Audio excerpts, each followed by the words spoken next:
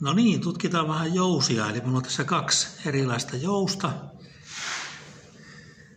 Ja jousen jäykkyys tarkoittaa siis käytännössä sitä, että kuinka paljon se jousi venyy, kun siihen asetetaan punnus.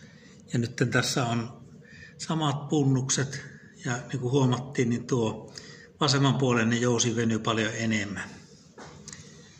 Nyt sitten mulla on tässä tämmöinen mittausvälineistö kasattuna, eli mulla on tässä tietokone ja sitten Phyphox-ohjelma täällä tämmöisessä pussissa, ja mä pystyn laittamaan tämän Phyphoxin tänne värähtelemään tuo jousen mukana.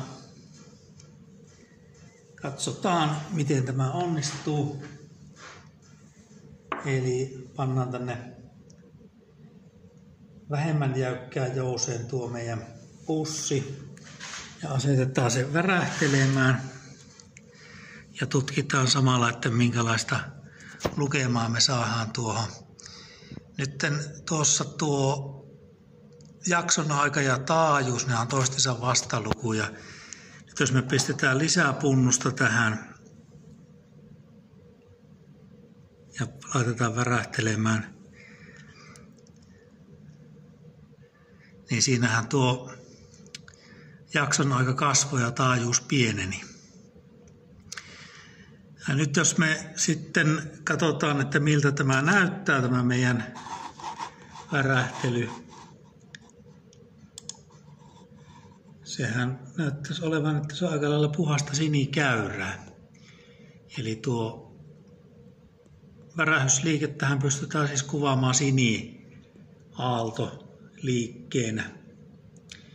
Ja tuossa tosiaankin tämä kuvaaja piirtyy aika lailla automaattisesti. Nyt sitten jos me vaihdetaan tuohon jäykempään jouseen, katsotaan miten tässä käy.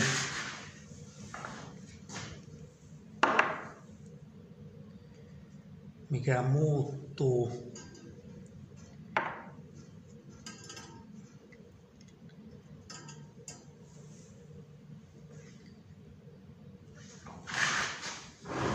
Ainakin tuo värähtely on aika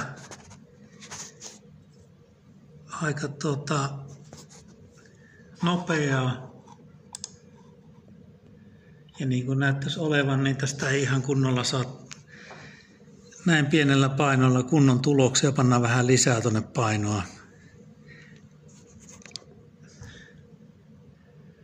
Ja sieltä kyllä tulee sitten suhteellisen nopealla värähtelytaajuudella tämä meidän tulos.